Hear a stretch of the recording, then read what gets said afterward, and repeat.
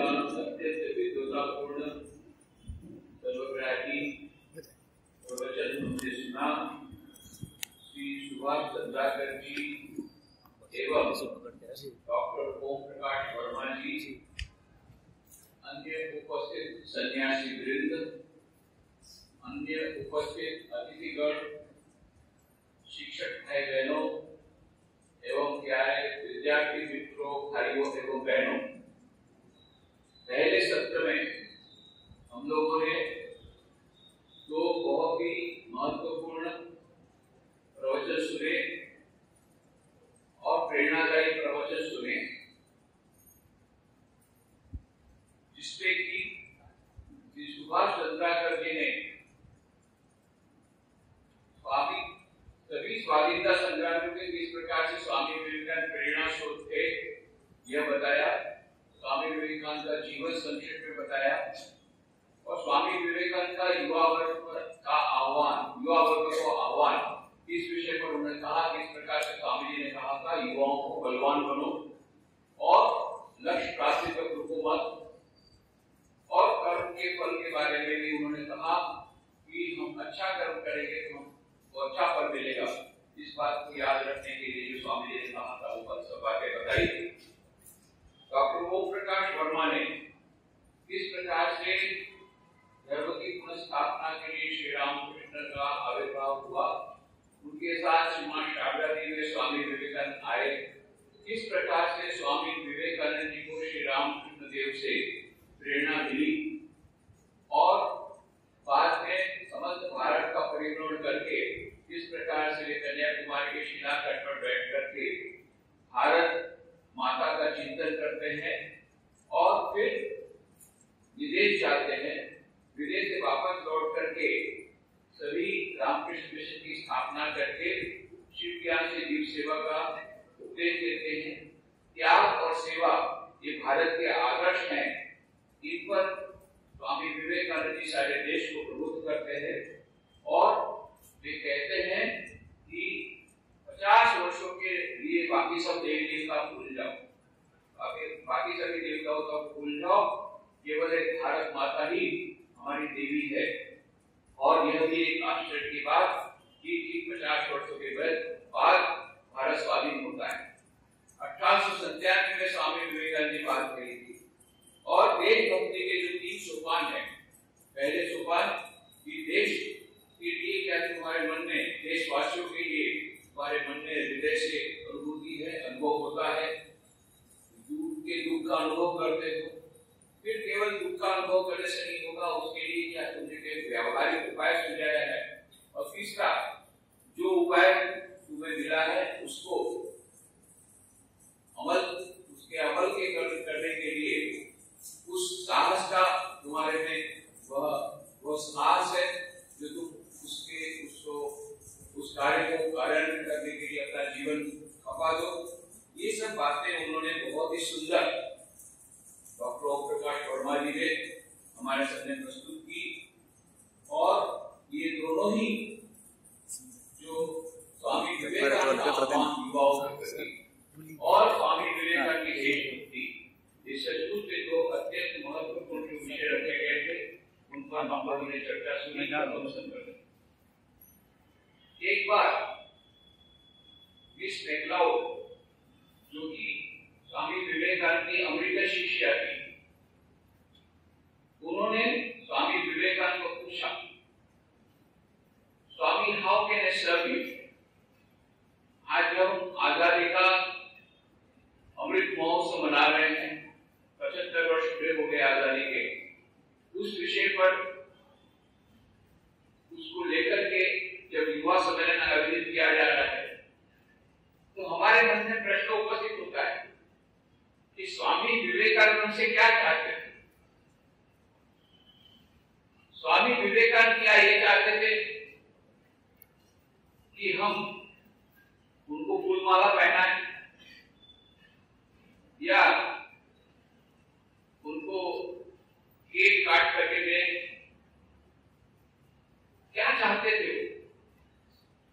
तो miss McLeod ने यही पूछा था स्वामी विवेकानंद को, मैं आपकी किस प्रकार से सेवा कर सकती हूं?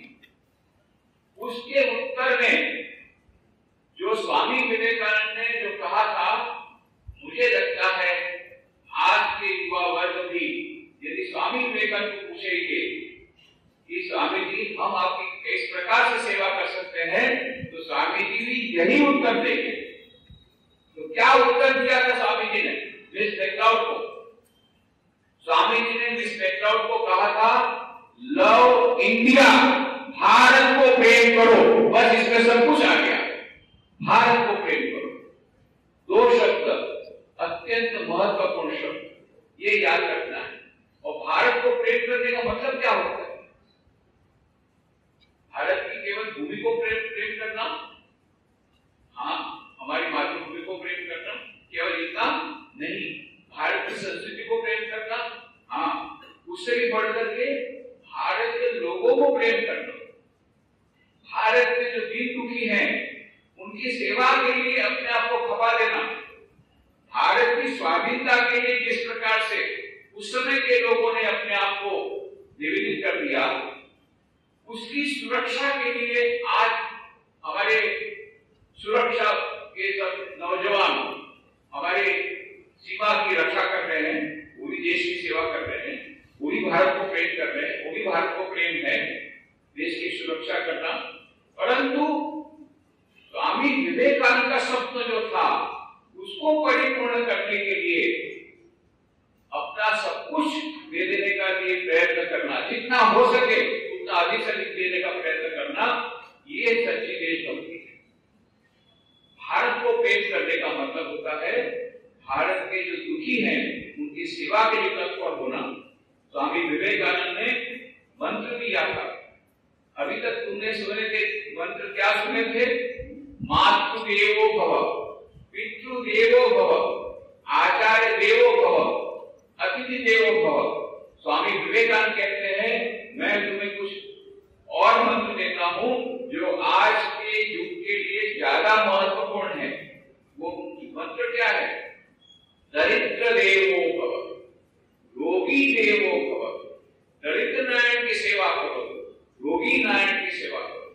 आज इसीलिए स्वामी विवेकानंद ने 1897 में रामकृष्ण मिशन की स्थापना की। ठीक 125 वर्षों पूर्व 1897 में जब भारत वापस लौटे, अभी हम लोग रामकृष्ण मिशन की 125वीं जयंती मना रहे हैं।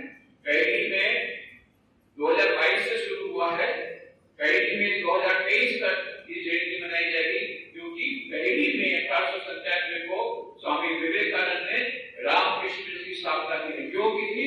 उनके गुरु ने जो उपदेश दिया था शिव ज्ञान से जीव सेवा, उसको चरितार्थ करने के लिए। और इसीलिए रामकृष्ण मिशन के जितने सेंटर्स हैं उसमें बहुत प्रकार की सेवाएं होती है। जैसे नारायणपुर में आपको मालूम है आदिवासियों के कल्याण के लिए कार्य हो रहा है। अबूझमाड़ ट्राइबल डेवलपमेंट प्रोजेक्ट के माध्यम से शैक्षणिक कार्य हो रहा है। विवेकानंद विद्यापीठ, यद्यपि रामकृष्ण मिशन भी है, पर रामकृष्ण मिशन के समान और कई संस्थाएं हैं जो रामकृष्ण मिशन के साथ कदम मिलाकर कार्य कर रही है। तो rural tribal development projects, medical चिकित्सा के बहुत सारी सेवाएं निःशुल्क दी जाती है। शैक्षणिक संस्थाएं हैं, हजारों शैक्षणिक संस्थाएं जिसमें लाखों विद्यार्थी पढ़ते हैं रामकृष्ण मिशन के, और करोड़ों दर्दी नारायण की सेवा होती प्रत्येक वर्ष। ये सब क्यों? क्योंकि स्वामी विवेकानंद ने कहा था दरिद्र देवो भव, रोगी देवो भव। तो स्वामी विवेकानंद ने जो संदेश आज के युवकों के लिए दिया है वो है कि हमें अपने आप को उत्सर्ग करना है देश के लिए। स्वामी विवेकानंद जब वापस लौटे अमेरिका से, तो उन्होंने उनका एक विश्व विजय के समान स्वागत हुआ, क्योंकि स्वामी जी जब शिकागो जनसभा में गए थे तब तक तो भारत को अत्यंत हीन माना जाता था, गुलाम तो था ही, असभ्य माना जाता था, सफेदों का देश माना जाता था। और स्वामी विवेकानंद ने छोटा सा प्रवचन दिया और तहलका मच गया। 5 मिनट दिया गया था,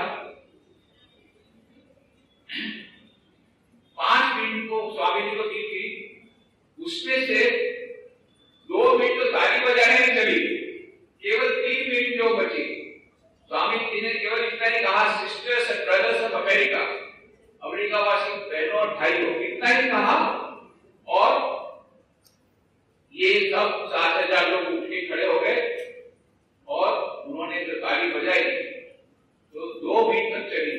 बाद में 3 मिनट का जो स्वामी जी ने प्रवचन दिया, उसने उनका प्रवचन सुनकर के सभी लोग इतने प्रभावित हुए कि दूसरे दिन समाचार पत्रों में फ्रंट पेज में स्वामी जी के फोटो लगे, गली गली में स्वामी जी के पोस्टर लगे। न्यूयॉर्क हेराल्ड, उस समय का वहां अमेरिका का बहुत बड़ा समाचार पत्र, बहुत सुप्रसिद्ध समाचार पत्र, उसने क्या लिखा, इतने सारे धर्मगुरु आए हैं शिकागो धर्म सभा में, पर उसके सर्वश्रेष्ठ हैं स्वामी विवेकानंद। स्वामी विवेकानंद के बारे में क्या कहते हैं? The greatest figure in the world father of religions undoubtedly is Swami Vivekananda. Swami Vivekananda सर्वश्रेष्ठ है। और दूसरा उसने लिखा पत्र में, after listening to him, we feel how foolish and unfair to send missionaries to India. Their religion is too great. Rather, we should invite missionaries from India. उनका धर्म इतना महान है कि हमको मिशनरी को वहां से लाना चाहिए। सारा चित्र पलट गया। सारे विश्व में भारत के सनातन धर्म का झंडा फहरा दिया स्वामी विवेकानंद ने। इसलिए जब स्वामी विवेकानंद वापस लौटे तो एक विश्व विजय का जैसा स्वागत होता है, असाधु स्वागत। और इस स्वागत के उत्तर में स्वामी जी ने जो प्रवचन किए, अत्यंत प्रेरणादायी प्रवचन, जिनको लेक्चर्स ऑफ कोलंबो टू ऑल्बो के नाम से जाना जाता है, भारत में दिए व्याख्या। उसमें स्वामी विवेकानंद जी ने यह मंत्र दिया, उत्तिष्ठत जाग्रत प्राप्त्यवरान निबोधत, arise, awake and stop not till the goal is reached। उठो, जागो और लक्ष्य प्राप्ति तक रुको मत। और सारा देश जागे। हजारों वर्षों की गुलामी से सड़ा हुआ भारत, सभी लोग जाग गए। और स्वामी विवेकानंद ने क्या कहा था? स्वामी विवेकानंद ने कहा था, उठो, जागो और बाद में लक्ष्य प्राप्ति तक रुको मत। हम लोगों ने क्या किया? उठे, जागे, स्वाधीनता प्राप्त की, बाद में सो गए। स्वामी जी ने भी कहा था, उठो, जागो और सो जाओ। स्वामी जी ने क्या कहा था? उठो, जागो और लक्ष्य प्राप्ति तक रुको मत। तो लक्ष्य क्या था? स्वाधीनता स्वामी विवेकानंद का लक्ष्य नहीं था। राज्य की स्वाधीनता, मात्र राज्य की स्वाधीनता उनका लक्ष्य नहीं था। स्वाधीनता अवश्य चाहते थे। उन्होंने कहा ना, liberty is the first condition of growth. स्वाधीनता प्रथम शर्त है देश के कल्याण के लिए। परंतु उसको उतना ही नहीं तो चाहते थे क्या? तो मद्रास के अपने भाषण में उन्होंने कहा था, India shall conquer the whole world by spiritual culture. Bharat समस्त विश्व पर विजय प्राप्त करेगा अपनी आध्यात्मिक संस्कृति के द्वारा। ये अभी होना बाकी है, धीरे धीरे हो रहा है। ये लक्ष्य अभी जब तक नहीं होता तब तक हमको सोना नहीं है। क्योंकि आजादी के बाद हम लोगों ने क्या किया? आजादी के समय तो स्वामी विवेकानंद के पुस्तकों से प्रभावित होकर के कितने लोगों ने अपनी जान की बाजी लगा दी और देश को स्वाधीन किया। एक विद्यार्थी 9th क्लास में पढ़ता था, कटक की हाई स्कूल में। उसके हाथ में स्वामी विवेकानंद की पुस्तक आई और उसने निर्णय किया, मेरा सारा जीवन मैं भारत माता के लिए बलिदान करूंगा। और सचमुच में उसने ऐसा किया। बाद में उसका नाम हुआ नेताजी सुभाष चंद्र बोस। हमारे देश के जितने महापुरुष, जितने देशभक्त, जितने क्रांतिकारी, इन सब की प्रेरणा स्रोत स्वामी विवेकानंद की पुस्तक है। डॉक्टर राधाकृष्ण कहते हैं कि जब अपने मित्रों को पत्र लिखते थे, उसमें स्वामी विवेकानंद के पत्रों को हम लोग डाल देते थे। क्यों? यदि स्वामी विवेकानंद की पुस्तकें यदि किसी के हाथ में आ जाती थी तो सीआईडी डिपार्टमेंट के पीछे लग जाता था। क्योंकि इंटेलिजेंस डिपार्टमेंट ने ब्रिटिश गवर्नमेंट को कहा था कि स्वामी विवेकानंद की पुस्तकों पर प्रतिबंध लगाना पड़ेगा, नहीं तो हम ये क्रांतिकारियों को हम लोग समा नहीं सकेंगे। क्योंकि जब हम क्रांतिकारी जहां जाते हैं तो कभी बॉम्ब मिलता है, कभी नहीं। 2 बॉम्ब सब जगह मिलते हैं। कौन कौन से 2 गीता की पुस्तक और एक स्वामी विवेकानंद की पुस्तक, ये दो बुक हमेशा देते हैं। इसलिए स्वामी विवेकानंद की पुस्तकों पर प्रतिबंध लगाने के लिए इंटेलिजेंस डिपार्टमेंट ब्रिटिश गवर्नमेंट को लिखा है। इसलिए डॉक्टर राधाकृष्णन कहते हैं, हम जब अपने मित्रों को पत्र लिखते थे उसमें स्वामी विवेकानंद के पत्रों को शामिल करते थे अपने एक दूसरे को ये करने के लिए। तो ये डॉक्टर राधाकृष्णन कहते हैं। पंडित जवाहरलाल नेहरू, चक्रवर्ती राजगोपालाचार्य, श्री अरविंद, इन सबके प्रेरणा स्रोत स्वामी विवेकानंद। जैसा आपने सुना, महात्मा गांधी वो जब बेलूर गए थे 30 जनवरी 1921 को, खड़ा होकर चारों तरफ ले ले, कभी ने कहा, गांधी ने भाषण दिए तो गांधी ने क्या कहा? गांधी ने कहा, मैं यहाँ पर भाषण देने नहीं आया, मैं तो स्वामी विवेकानंद के चरणों में अपनी श्रद्धांजलि आया हूँ। पर यहाँ जितने लोग हैं उनको मैं एक ही बात कहूँगा, जब इस महास्थल पर आए हो तो खाली हाथ वापस लौटना, यहाँ की कुछ प्रेरणा अपने हृदय में लेकर के जाना। और फिर गांधी जी ने कहा, स्वामी विवेकानंद की पुस्तकों को पढ़ना। स्वामी विवेकानंद की पुस्तकों को मैंने पढ़ा है और स्वामी विवेकानंद की पुस्तकों को पढ़ने के बाद मेरे जो देशभक्ति थी वो 1000 गुना बढ़ गई। कौन कहते हैं?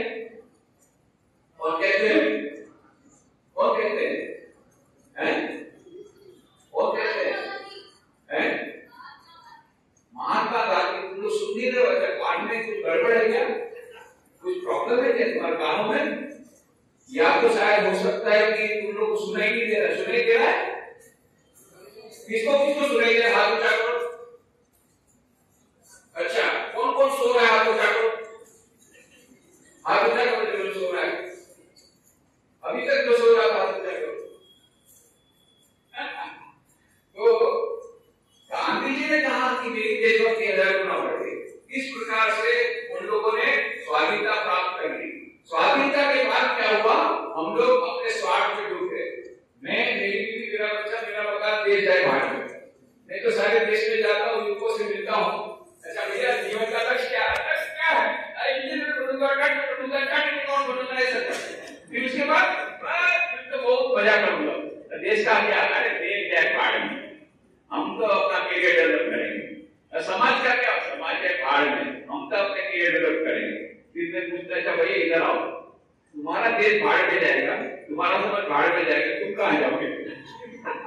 तुम भी भाड़ में जाओगे। तो कम से कम अपने को बचाने के लिए तो देश के लिए सोचो। हम लोग स्वार्थी बन गए। ये स्वामी विवेकानंद का जो उपदेश है, उनका आह्वान है, क्या है? उठो, जागो और लक्ष्य प्राप्ति तक रुको मत। और लक्ष्य मात्र डायबिटीज स्वाधीनता लक्ष्य नहीं था। स्वामी विवेकानंद ने कहा, भारत सारे विश्व में प्रथम नंबर का था, वो भूतकाल में था, सबसे आगे था भारत, पूरे विश्व में उसका प्रथम स्थान था। फिर से स्वामी विवेकानंद कहते हैं, भारत की गरिमा इतनी अधिक हो जाएगी कि प्राचीन गरिमा म्लान हो जाएगी। ये स्वामी विवेकानंद युग दृष्टा, उन्होंने ये बात कही है और उसको परिणत करने के लिए हमें कठोर परिश्रम करना पड़ेगा। और स्वामी विवेकानंद का मेरा आदर्श, मेरी जो पूरी आशा युवा वर्ग से, वे मेरी योजनाओं को पूर्ण करेंगे। अब तुम लोग इसमें से कौन कौन युवा हो? हाथ उठा करो। युवा, बूढ़े लोग हाथ उठा करो। सभी युवा है क्या? इतने सारे युवा हैं? अच्छा, अभी हाथ नीचा करो। युवा किसको बोलते हैं मैं बता देता हूँ। जिसके मन में उत्साह न हो, तो ऐसा करके मन में कोई इच्छा न हो, एक इच्छा में सुसाइड कर, इसको युवा नहीं बोलते। मैं आगे बढ़ूंगा, देश को आगे बढ़ाऊंगा, उसका नाम युवा होता है। और शरीर से बलवान होना चाहिए, मन से बलवान होना चाहिए, स्वामी जी ने कहा, तब उसको युवा बोलते हैं। तो आजकल के युवा, स्वामी विवेकानंद जो युवा चाहते थे वो आशिष्टो, दृढ़िष्टो, बलिष्ठ ऐसे चाहते हैं। सर्वांगी व्यक्तित्व विकास वाला, शारीरिक विकास हो, मानसिक विकास हो, बौद्धिक विकास हो, नैतिक विकास हो, आध्यात्मिक विकास हो, आत्मविश्वास से भरा हुआ हो, आत्म संयम से भरा हुआ हो, आत्मज्ञान से भरा हुआ हो, आत्म सेवा से भरा हुआ हो, त्याग और सेवा के आदर्श से भरा हुआ हो। इसको स्वामी विवेकानंद ऐसे युवक चाहते थे। तो ये युवा भाई बहनों से स्वामी जी की अपेक्षा थी क्या कि देश पुनः महान बनेगा, जितना पहले था प्राचीन काल में उससे भी ज्यादा महान बनेगा और समस्त विश्व पर विजय प्राप्त करेगा अपनी आध्यात्मिक संस्कृति के द्वारा। ये होना बाकी है, इसलिए हमको ये स्वामी विवेकानंद का ये जो संदेश है उसको याद रखना है कि उठो जागो, लक्ष्य प्राप्ति तक रुको मत। हम अपना तो जरूर करेंगे। अभी सभी लड़के लोग बोलते हैं हम कैरियर डेवलप करना है, जरूर करो। हम नहीं बोलते कैरियर डेवलप मत करो, पर कैरियर डेवलप के साथ कैरेक्टर डेवलप है, चरित्र निर्माण की आवश्यक है। देश का पुनर्निर्माण यदि करना है तो देशवासियों के चरित्र का निर्माण करना होगा। एक बात सुनो, एक लड़का था, बहुत शैतान था, बहुत धूमस्ती करता था, तुम्हारे समान नहीं, तुम लोग चुपचाप बैठे हो ऐसा नहीं था। तो पीछे में कुछ लड़के हैं वो थोड़ा धूमधाम कर रहे हैं, बाकी सब ज्यादा करके ऐसे चुपचाप ही बैठे हैं। तो खास करके बहनों में थोड़ा सा कॉम्पिटिशन है, कौन ज्यादा बोलेगा एक दूसरे से, कॉम्पिटिशन भी चल रही है। तो एक लड़का था बड़ा नटखट, वो चुपचाप बैठता ही नहीं था। अब पिताजी परेशान हो गए, सुनते ही नहीं कोई बात। अब तो आज उससे उनको बहुत बात काम करना था, लड़के को बुलाया, इधर आ, देख मेरे को आज बहुत काम है, मैं तुझे काम सौंपता हूँ, जब तक काम नहीं होगा पास के कमरे में जाना, जब तक कार्य समाप्त नहीं होगा मेरे को आना मत, समझ गए? हाँ समझ गया। पिताजी ने सोचा मैं क्या काम, क्योंकि सारा दिन वो अपना व्यस्त रहेगा। तो पिताजी ने क्या किया, भारत का नक्शा किया, उसके छोटे टुकड़े किए।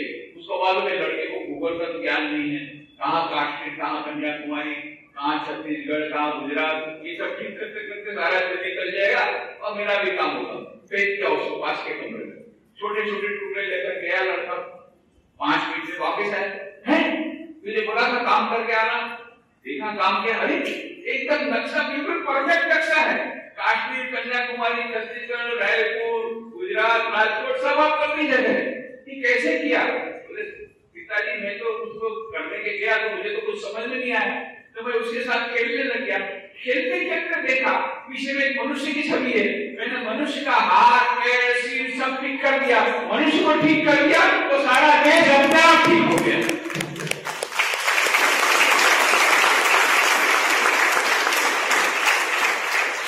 ये स्वामी विवेकानंद का संदेश है।